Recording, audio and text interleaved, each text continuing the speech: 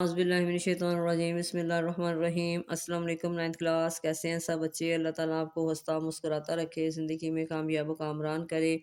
جی بچوں، آج ہم اسلامت لازمی میں ہمارا ٹاپک ہے حضور اکرم خاتم النبیین صلی اللہ علیہ وسلم کی بچپن اور جوانی۔ آج ہم اس کی ایکسرسائز کریں گے۔ سب سے پہلے کیا جی، درست جواب کا انتخاب کریں۔ نبی کریم خاتم النبیین صلی اللہ علیہ وسلم کی تاریخ پیدائش ہے 18 اپریل 571، 22 اپریل 571، 24 اپریل 571 اور 26 اپریل سن 571۔ اب اس میں صحیح آنسر آپ کا کیا آیا؟ 22 اپریل 571۔ آگے جی، عبد المطلب کے انتقال کے وقت نبی کریم خاتم النبیین صلی اللہ علیہ وسلم کی عمر مبارک تھی 6 سال، 8 سال، 10 سال، 12 سال۔ صحیح آنسر اس میں کیا آیا آپ کا جی؟ 8 سال۔ نبی کریم خاتم النبیین صلی اللہ علیہ وسلم کے بچپن میں عرب میں قحط پڑا تو نبی کریم خاتم النبیین صلی اللہ علیہ وسلم نے کیا کیا؟ امداد کے طور پر غلہ دیا، خانہ کعبہ کے اندر گئے، دعا کے دوران آسمان کی طرف انگلی اٹھائی، زمزم کے کنویں پر گئے۔ تو صحیح آنسر کیا آیا؟ دعا کے دوران آسمان کی طرف انگلی اٹھائی۔ جس معاہدے کو حضور اکرم خاتم النبیین صلی اللہ علیہ وسلم نے سرخ اونٹوں سے زیادہ محبوب قرار دیا ہے، میثاق مدینہ، صلح حدیبیہ، حلف الفضول، مواقات مدینہ۔ تو صحیح آنسر کیا آیا؟ حلف الفضول۔ حضور اکرم خاتم النبیین صلی اللہ علیہ وسلم کی رضائی والدہ کا اسم گرامی ہے حضرت شائمہ، حضرت حلیمہ سعدیہ رضی اللہ تعالیٰ عنہ، حضرت صوبیہ رضی اللہ تعالیٰ عنہ اور حضرت ام ایمن رضی اللہ تعالیٰ عنہ۔ تو صحیح آنسر کیا آیا؟ حضرت شائمہ رضی اللہ تعالیٰ عنہ۔ اب ہم مختصر سوالات دیکھ لیتے ہیں۔ نمبر 1 میں آپ کا ہے جی، نبی کریم خاتم النبیین صلی اللہ علیہ وسلم نے غزوہ حنین کے موقع پر حضرت شائمہ رضی اللہ تعالیٰ عنہ سے کیا سلوک فرمایا؟ جی بچو، اس کا آنسر آپ کا آئے گا جی پیج نمبر 62 پہ، یہاں سے شروع ہوگا۔ غزوہ حنین میں حضرت شائمہ قائدیوں میں شامل تھیں۔ انہوں نے نبی کریم خاتم النبیین صلی اللہ علیہ وسلم کو اپنا تعارف کروایا تو آپ خاتم النبیین صلی اللہ علیہ وسلم نے ان کی بڑی عزت افزائی فرمائی، چادر بچھا کر انہیں احترام سے بٹھایا اور ارشاد فرمایا، مانگو تمہیں دیا جائے گا، قیدیوں کی سفارش کرواؤ، انہیں تمہاری وجہ سے امان دی جائے گی۔ پھر ان کی سفارش پر آپ ختم النبیین صلی اللہ علیہ وسلم نے تمام قیدیوں کو آزاد کر دیا۔ یہ آپ کا فرسٹ شارٹ کا آنسر۔ جی دوسرا ہے،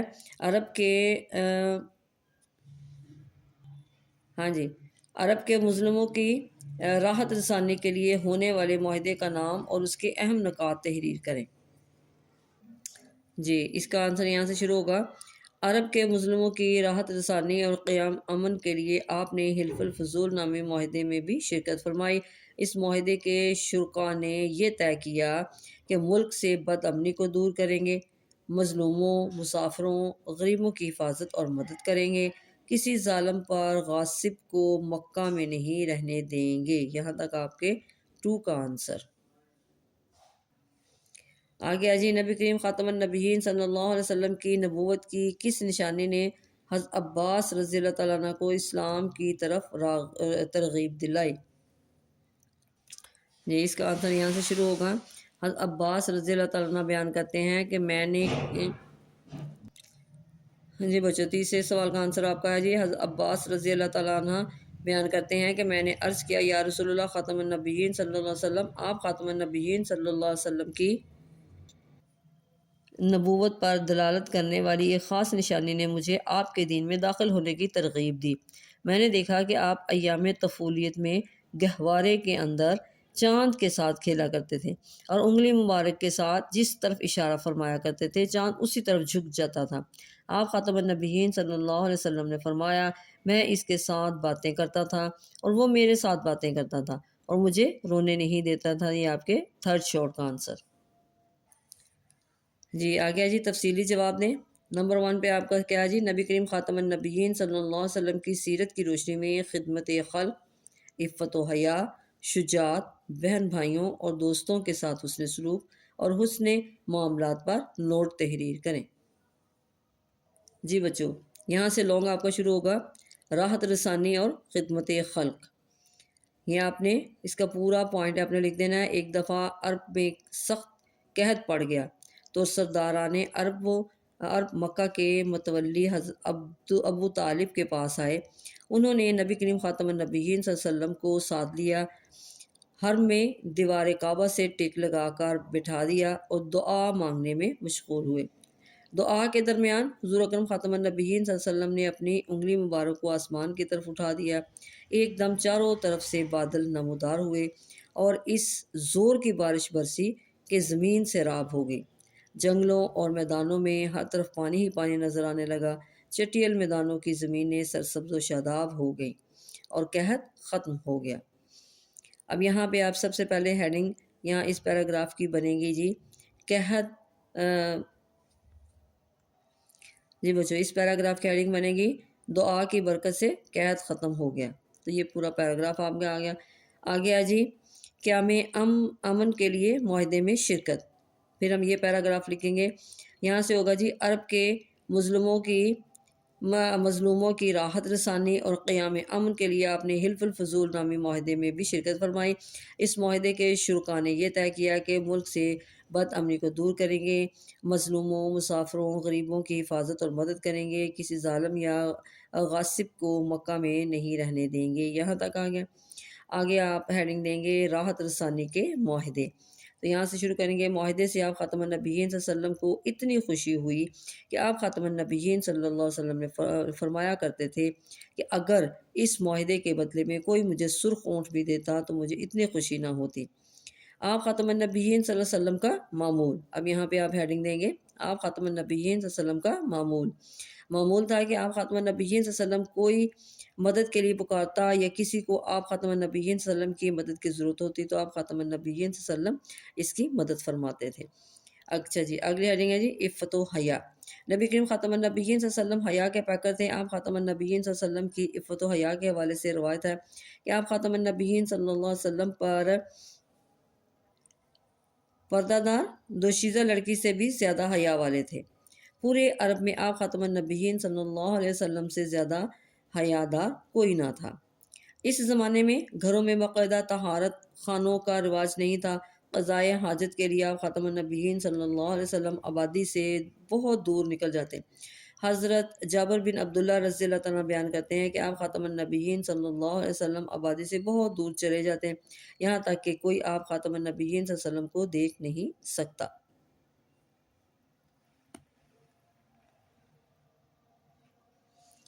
آپ خاتم النبیین صلی اللہ علیہ وسلم کو دیکھ نہیں سکتا تھا۔ آگیا جی بہن بھائیوں اور دوستوں سے حسن سلوک۔ نبی کریم خاتم النبیین صلی اللہ علیہ وسلم کے سگے بہن بھائی نہیں تھے۔ آپ خاتم النبیین صلی اللہ علیہ وسلم کی رضائی بہن حضرت شائمہ رضی اللہ تعالیٰ عنہ نبی کریم خاتم النبیین صلی اللہ علیہ وسلم کو گود میں کھلایا کرتی تھی اور آپ خاتم النبیین صلی اللہ علیہ وسلم کو بہت خیال رکھتی تھی۔ اب یہاں پہ ہیڈنگ آپ دیں گے رضائی بہن کی عزت و تکریم۔ رضائی بہن کی عزت و تکریم، یہاں پہ ہیڈنگ دیں گے اور لکھیں گے غزوہ حنین میں حضرت شائمہ قائدیوں میں شامل تھیں۔ انہوں نے نبی کریم خاتم النبیین صلی اللہ علیہ وسلم کو اپنا تعارف کروایا تو حضرت آپ خاتم النبیین صلی اللہ علیہ وسلم نے ان کی بڑی عزت افزائی فرمائی، چادر بچھا کر انہیں احترام سے بٹھایا اور ارشاد فرمایا مانگو تمہیں دیا جائے گا، قیدیوں کی سفارش کرواؤ، انہیں تمہاری وجہ سے امان دی جائے گی۔ پھر ان کی سفارش پر آپ خاتم النبیین صلی اللہ علیہ وآلہ وسلم نے تمام قیدیوں کو آزاد کر دیا۔ اب یہاں پہ ہیڈنگ آئے گی سیدنا امیر حمزہ رضی اللہ تعالیٰ عنہ۔ آپ خاتم النبیین صلی اللہ علیہ وسلم کے چچا ہیں۔ سیدنا امیر حمزہ رضی اللہ تعالیٰ عنہ نبی کریم خاتم النبیین صلی اللہ علیہ وسلم کے رضائی بھائی بھی تھے۔ نبی کریم خاتم النبیین صلی اللہ علیہ وسلم اس دوہرے رشتے کی وجہ سے حضرت حمزہ رضی اللہ تعالیٰ عنہ کے لیے بہت شفقت اور محبت کے جذبات رکھتے تھے اور ان سے ہمیشہ حسن سلوک سے پیش آتے تھے۔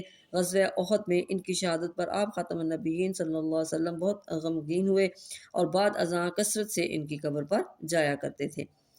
اگلی ہیڈنگ آپ کیا جی دوستوں سے حسن سلوک۔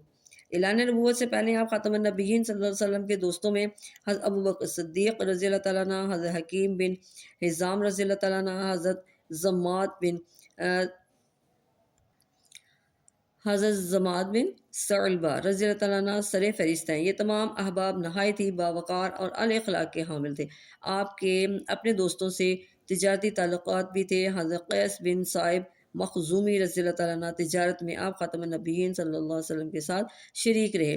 وہ خود بیان کرتے ہیں ہیں کہ نبی کریم خاتم النبیین صلی اللہ علیہ وسلم کا معاملہ اپنے تجارتی شرکاء کے ساتھ ہمیشہ نہایت ہی صاف ستھرا رہتا تھا۔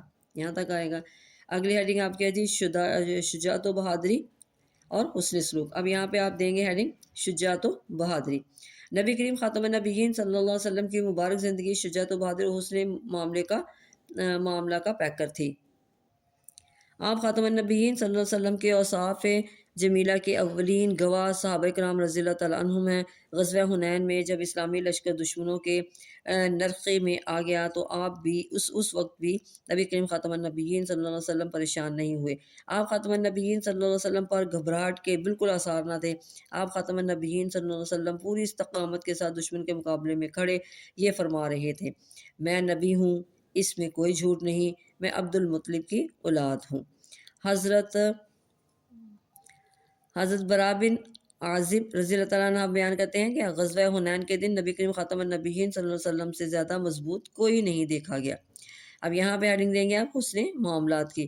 نبی کریم خاتم النبیین صلی اللہ علیہ وسلم کے حسن معاملہ کا یہ عالم تھا کہ جب قریش مکہ حجر اسود کی تنصیب کے موقع پر دست و گریباں ہونے کے قریب تھے، تب آپ خاتم النبیین صلی اللہ علیہ وسلم کی نے حکمت عملی سے اتنے بڑے فتنہ فساد سے تمام اہل مکہ کو بچا لیا۔